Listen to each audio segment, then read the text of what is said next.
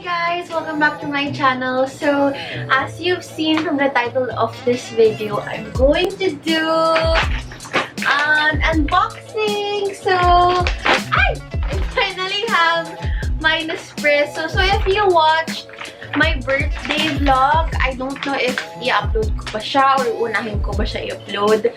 But, Jai got me my own Nespresso for my birthday. So, birthday ko last July 5.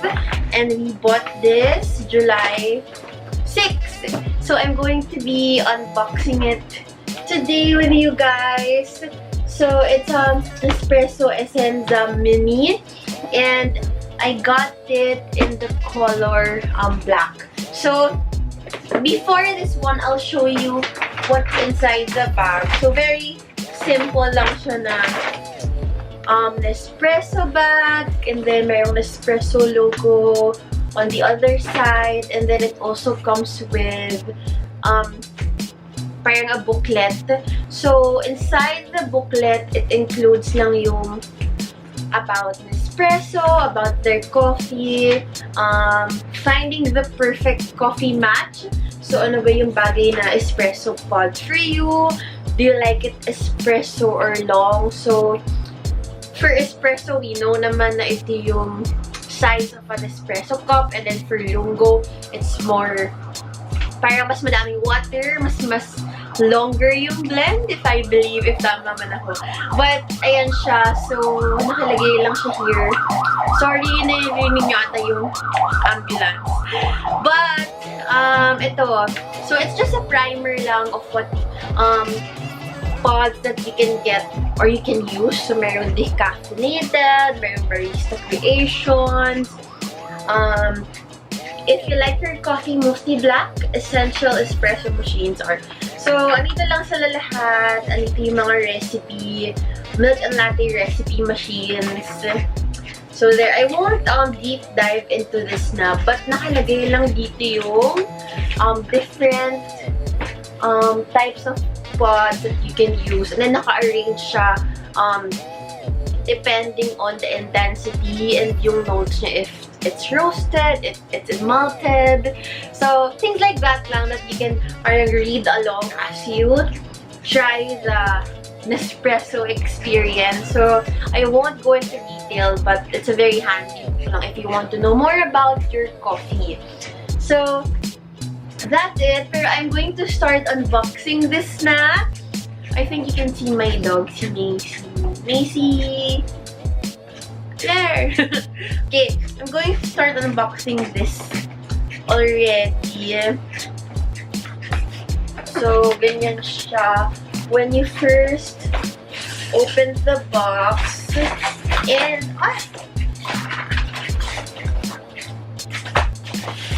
And, this is the machine. So, it's actually pretty heavy. Parang hindi ko in-expect na heavy pala siya. Actually, sabi nga ni Jai, mabigat pala siya. But, ayan, ganyan picture niya. So, I got the color black. Actually, iniisip ko kung white ba or black. Pero, nung nakita ko siya in person sa Nespresso store, parang mas nagustuhan ko yung color black because it's so sleek. Bagay siya doon sa isa pong coffee maker for brewed coffee. Wait. Let me figure out paano ko tatanggalin yung iba.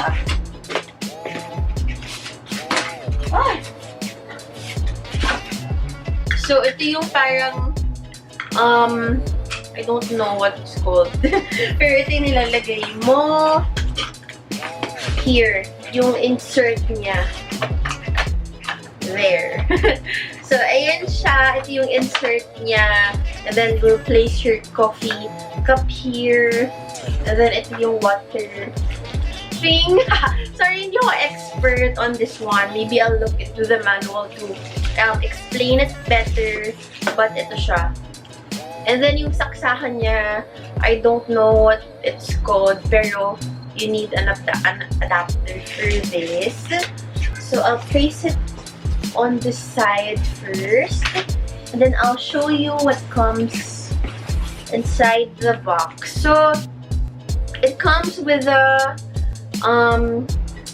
parang this card lang. It says na you have to register your machine at www.nespresso.ph to activate your warranty and get the latest updates on the promo. So, when I bought the Nespresso machine sa store mismo, they asked me to register already bago namin makuha yung machine.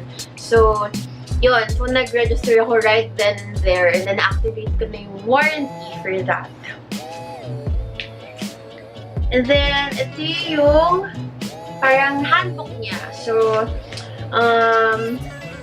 dito lang yung iba-ibang machines. I don't know if you can see it. Pero, it says here yung mga machine overview. Since I got the Essenza Mini, ito siya. Actually, I can't understand. Kasi tinan niya yung text. Parang ibang language siya. But anyway, it comes with this manual.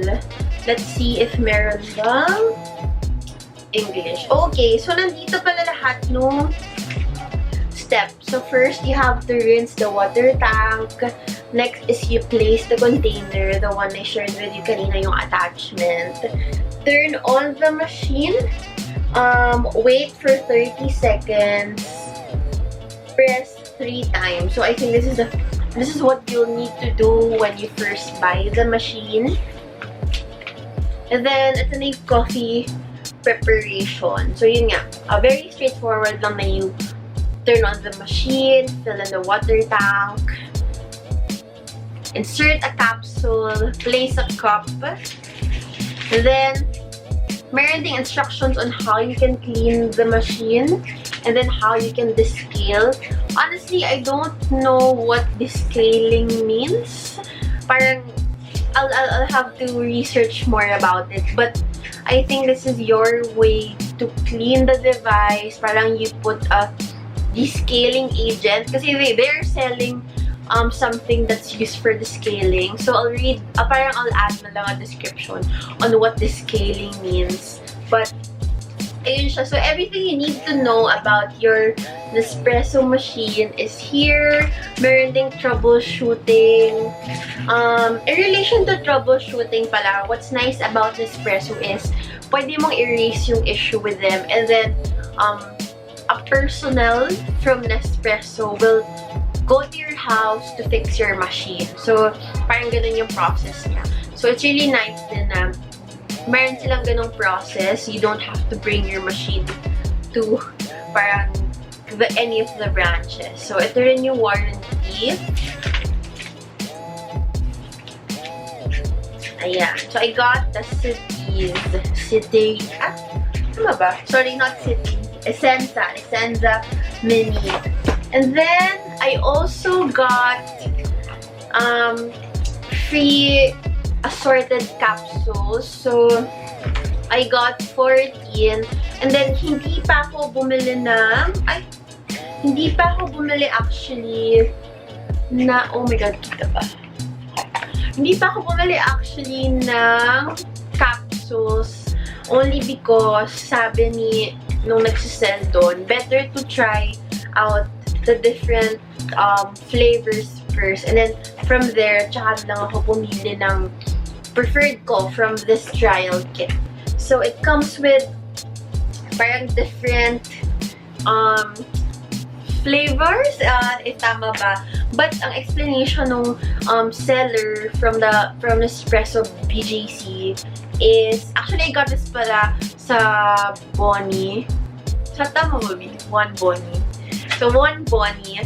And then, ang explanation niya is, tama ba? Pag ganito yung capsule, like wala siyang name. Wait lang. Nakalimutan ko. Okay na. So, for you to find out if it's for espresso or lungo, you'll get to see it here. So, for example, it says lungo. So, yun yung parang way mo to find out.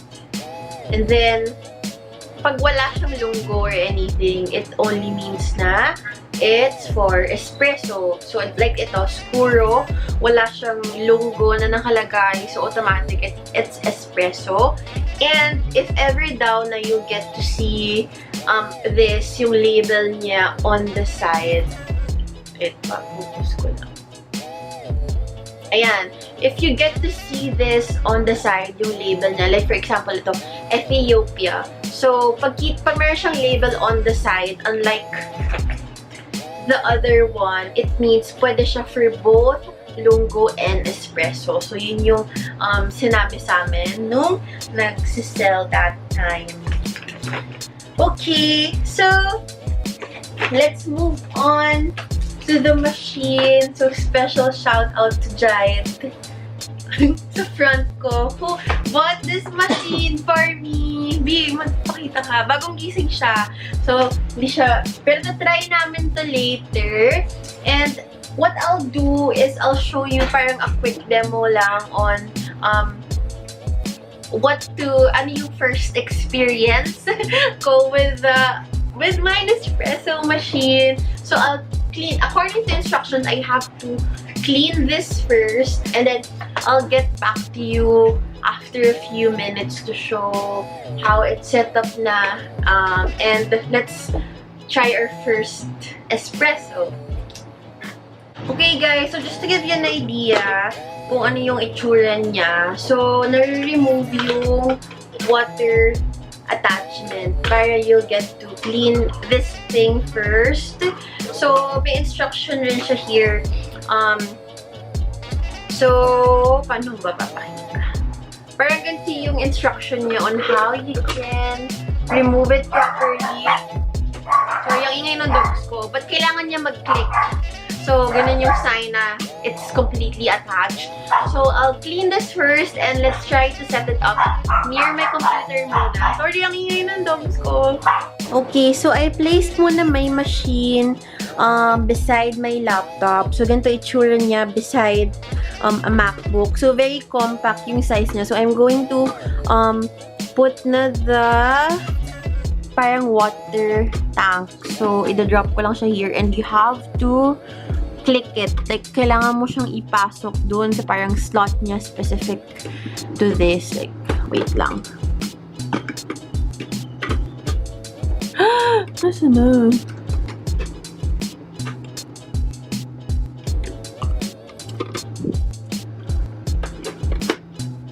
Ayun. Oh my gosh. Ganun lang pala siya kadali. So, ganun lang. Papasok mo lang. Ilalapag mo lang siya doon. Dito sa base. And then, i-click mo lang siya. So, it has to click para it's secured. So, ang hirap lang niya gawin in one hand. But it's super easy lang naman. Ipapasok mo lang siya dyan. There. So, it's secure na. I'm going to put water already. And let's try it for the first time. Of course, I'm going to add this one. Yay! Ganyan yung itsura niya now. So, let's try. I'm going to check pala ano ba yung kailangan kong gawin first for the first time. I know binasa ko siya kanina, but I'll double check kung ano dapat gawin for the first espresso making. Okay, so I'm going to follow this by the book. So, I started rinsing the water tank. So, the next step is I put water pala. So, I have to put water first before attaching it. And then third is place the cup. And then fourth is isaksak. So, let's do this first. So,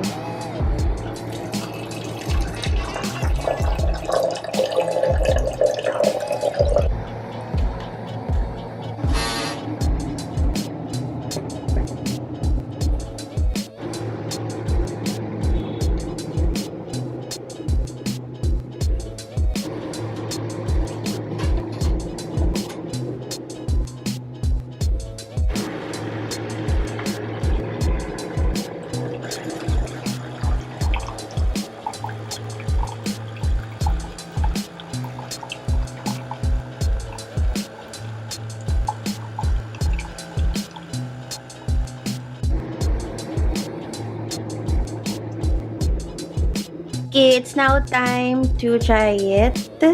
So, pili muna kami ng lunggo only because para mas marami siyang water since wala pa kaming milk and anything to prepare the espresso with.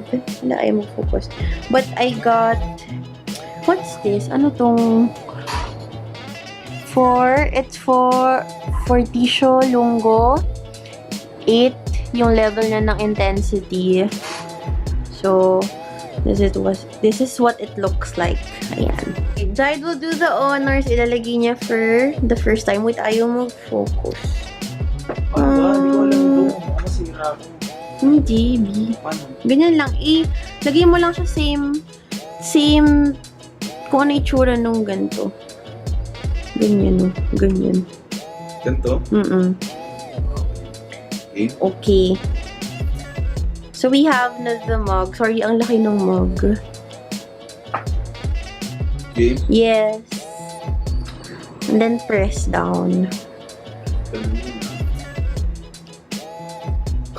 And then, since what we have is lungo, I'll press mo to be itong second for the lungo.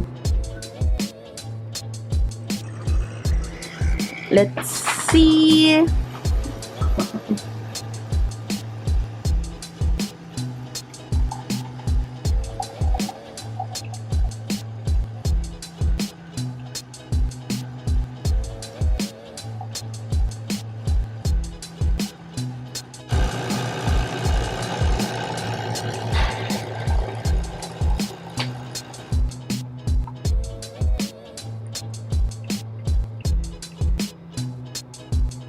Okay guys, so this is our first cup of coffee. Ang laki lang ng cup ko.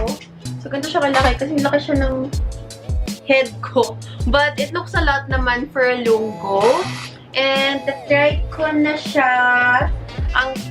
Again, I tried the Forticio lungo. So, ayun. So let's try it. Sorry, mainit pa siya.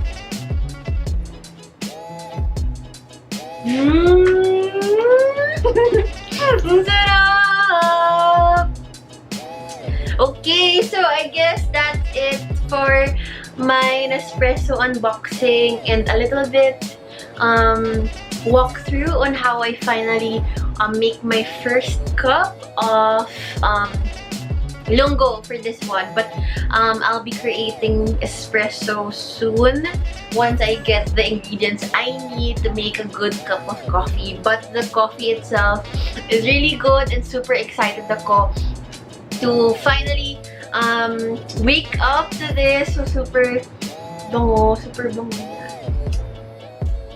Okay, so that's it guys. Thank you so much for watching. Hopefully, if I get to try more recipes or more pods, I'll share it with you guys what I think about it. But for now, I'm really happy with this cup. So, I like my coffee strong. So, I'm really happy with this one specifically dahil 8 yung intensity niya. And I'll try to do a taste test for all of these coffee. One by one naman.